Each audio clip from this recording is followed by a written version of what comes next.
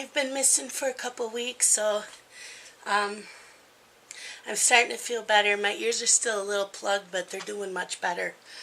Um, I'll be right back.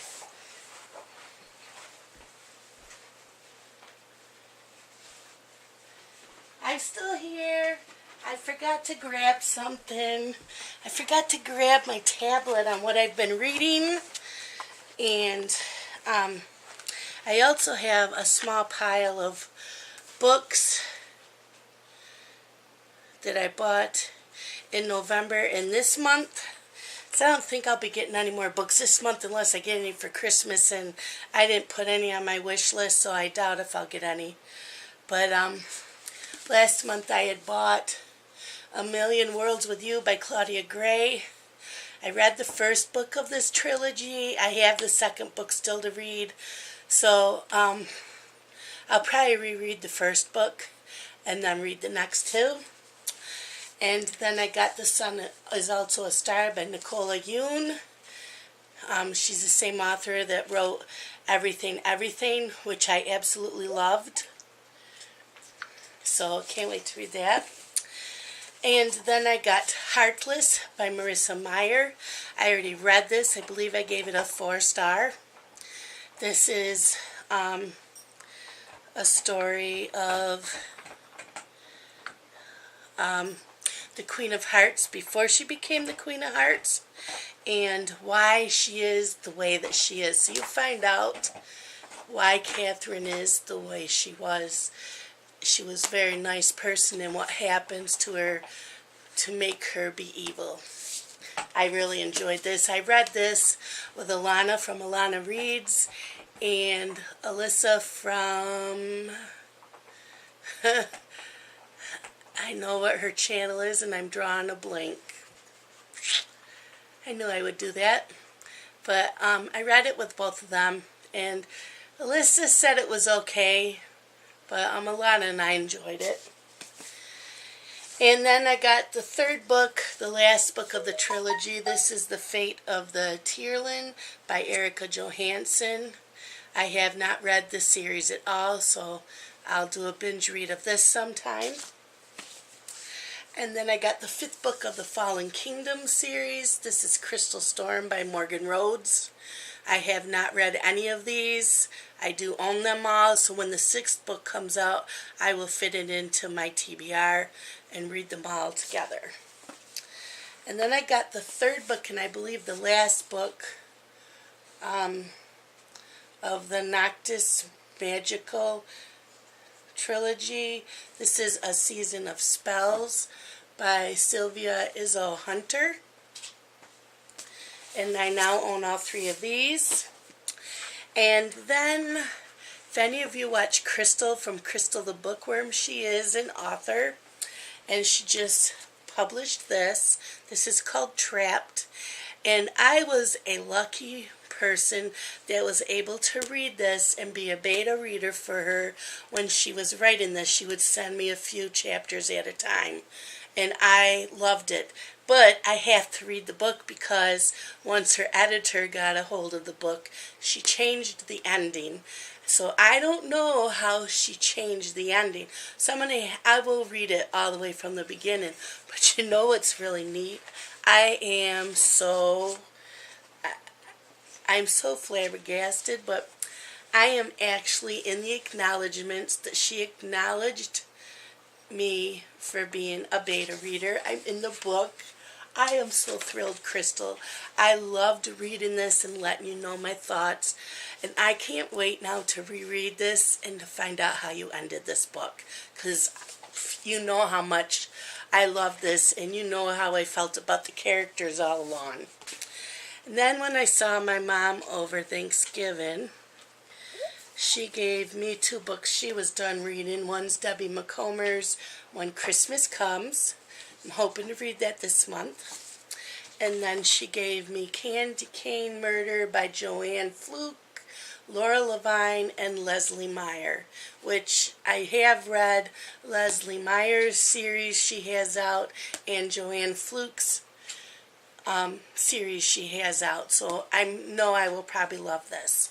So those are the books that I have gotten in the past 2 months. Since I last spoke, I finished 3 more books. I finished Lizzie's Christmas Escape by Christy Barlow. Don't know if you can see that. This is really cute. I gave this 4 stars.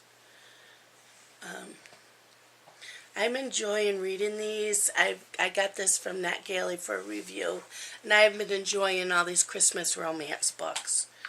The Christmas Angel Project, there is no cover for it. Oh, shoot, who's the author? Melody Carlson. This is what you would call a nostalgic book between 5 friends, who all were part of a book group, and they'd meet, I think they'd meet once a week, at least once a month. Well, the head of it, Abby, she was making angel ornaments for everybody in the book group. And she all of a sudden passed away, I believe Thanksgiving night, in her sleep. She's only in her early 40s. And she wanted them all to do be Christmas angels, I guess. I'm trying to remember how it all went.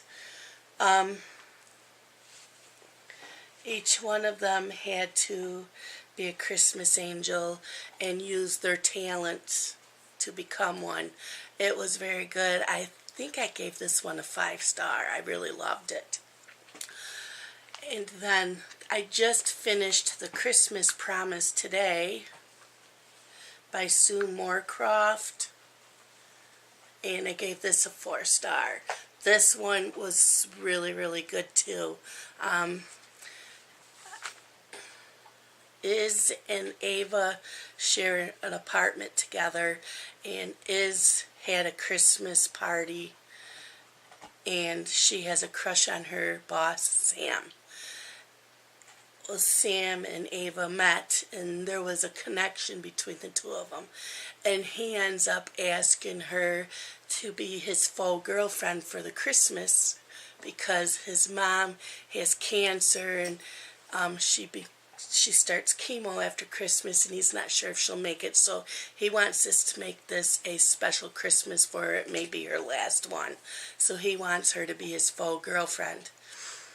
Meanwhile, Ava has a jerk of an ex-boyfriend who has pictures of her when they were together, and unspeakable acts and naked pictures. And he wants to spread them all over Facebook and media, and because he wants her back. He's an alcoholic and she doesn't want him back. So it's really good. I gave this a 4 star.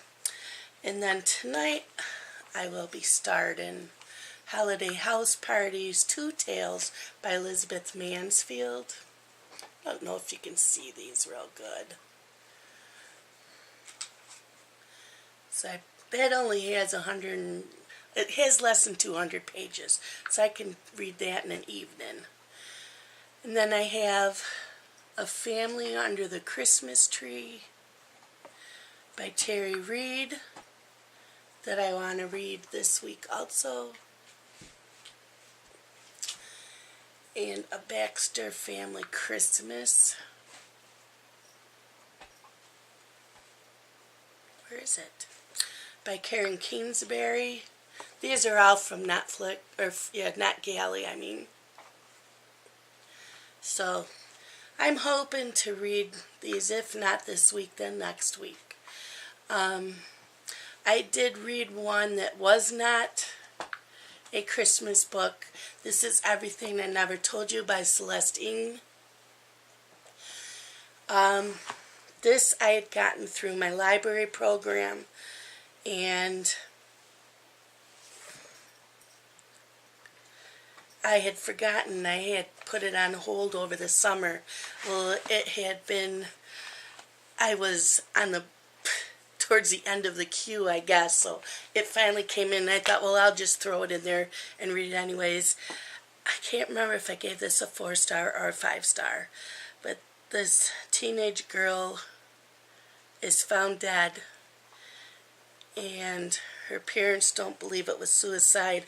Her brother thinks the boy down the road has something to do with it. The police believe it's suicide, and her family believes she was murdered.